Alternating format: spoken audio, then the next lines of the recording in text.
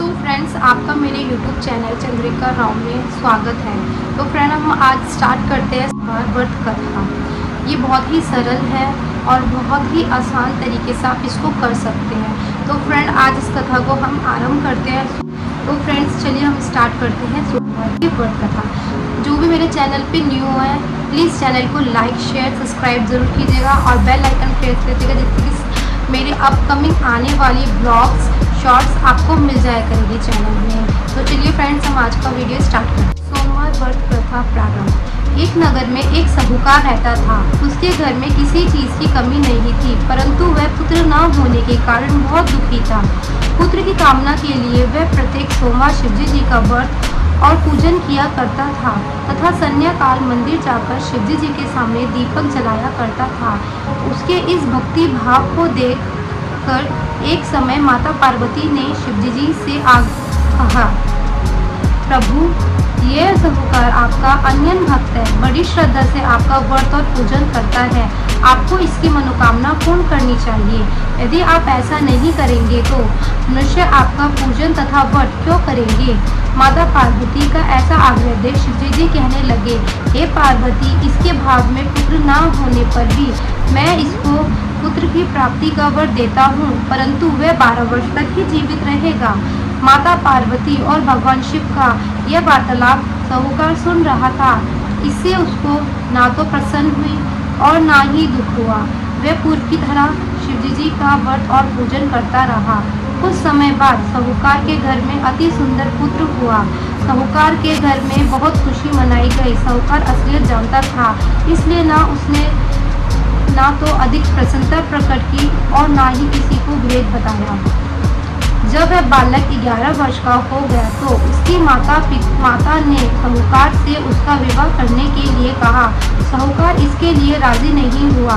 उसने बालक के मामा को बुलाकर उसे बहुत सा धन देकर कहा, तुम बालक को पढ़ने के लिए काशी ले जाओ और रास्ते में यदि शुभ कर्म करते हुए जाना।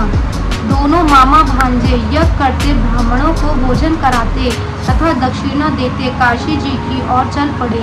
रास्ते में एक शहर पड़ा। उस शहर में जो राजकुमार विवाह करने के लिए आया था वह एक आँख से काना था। उसके पिता को इस बात की बड़ी चिंता थी कि कहीं राजकुमार को देख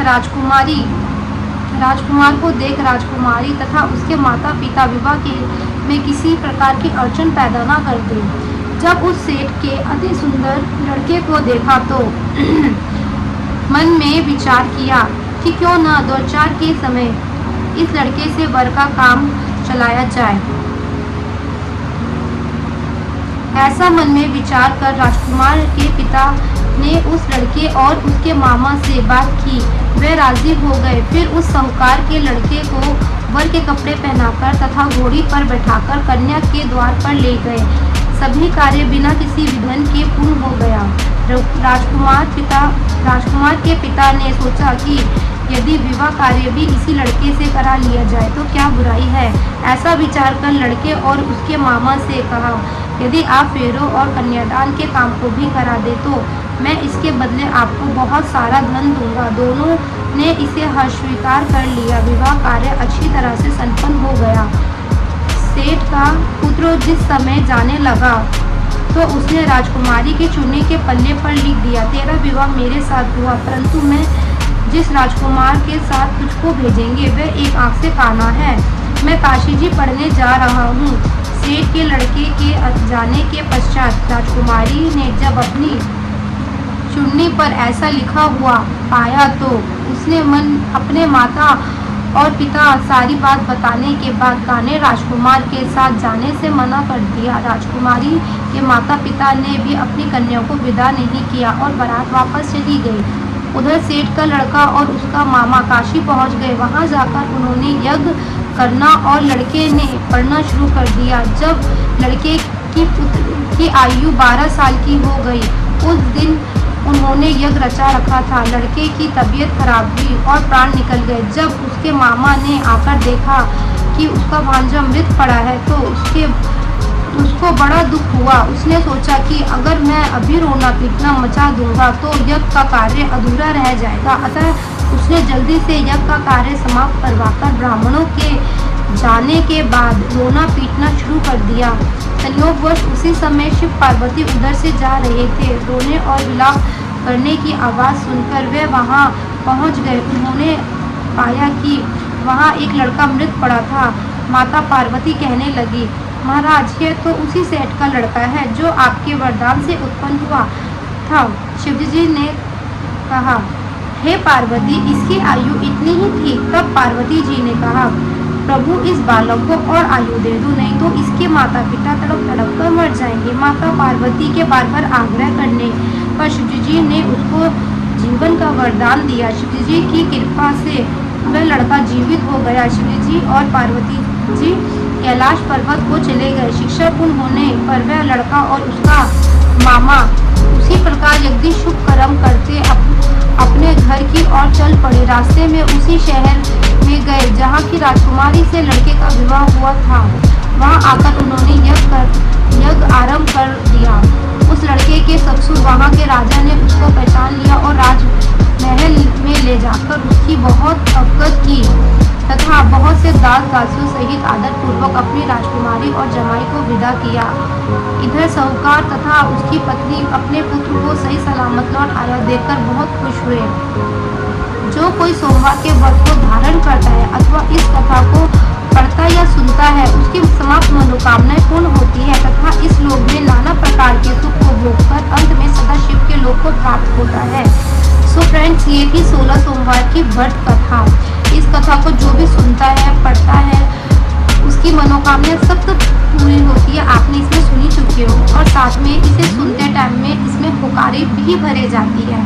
ऐसा नहीं है कि आप इसे चुपचाप से सुन रहे हो, क्योंकि पढ़ने वाले को ये भी तो होना चाहिए ना कि हाँ, आपने सुना है कि नहीं सुना है। तो पुकारे हमेशा भरिए। फ्रेंड, आप लोगों से रिक्वेस्ट है, प्लीज़ अगर आप लोगों को ये मेरी कथा अच्छी लगी हो तो मेरे चैनल को लाइक शेयर एंड सब्सक्राइब ज़रूर कीजिएगा। और आप जो मैंने टॉपिक दिया है, मैंने थंबनेल बनाया है कि अपने पति को वश में कैसे करें। तो फ्रेंड्स, ये था उसकी सच्चाई। अगर आप अपने चाहते हो कि आपके पति आपकी बातें सुने, आपकी बात माने, तो फ्रेंड आप लोग भी 16 सोमवार का व्रत करना चालू कीजिए, जिससे कि आपके पति आपकी आज्ञाकारी बनेंगे। आपका मन आपके जो आप चाहोगे वो करेंगे। आपके मन के हर विचारों को, आपके हर दिल के भाव को वो समझेंगे। तो फ्रेंड्स, आई होप आपको ये वीडियो पसंद आई होगी और प्लीज़ इस चैनल को सब्सक्राइब ज़रूर कीजिएगा। और जो भी इस वीडियो को देख रहा है तो प्लीज़ सपोर्ट कीजिए। आपके सपोर्ट से बहुत हमें हेल्प मिलती है। और ये 3 तरीके की कथा होती है। एक तो 16 सोमवार व्रत कथा होती है, ठीक है, जो मैंने आपको अभी सुना चुकी हूँ। और एक होता है यह सोमवार व्रत कथा प्रारंभ, ठीक है। ये जो हम व्रत करते हैं ये वो वाली कथा है, ठीक है। ये हम डेली व्रत करते हैं, जो 16 सोमवार नहीं, सॉरी, ये जो हम डेली व्रत करते हैं ये वो वाली सौम्य व्रत कथा प्रारंभ, ठीक है। ये जो हम डेली करते हैं ये वो वाला है। और एक होता है सोमवार व्रत कथा विधि, ठीक है। और एक होता है, मैं आपको वो भी बता देती हूँ, एक है 16 सोमवार व्रत कथा। तो फ्रेंड, अभी मैंने आपको यही सुनाया था, ठीक है। और एक है सौम्य प्रदोष व्रत कथा और एक होता है 16 सोमवार व्रत कथा। तो फ्रेंड्स, मैंने आज आपको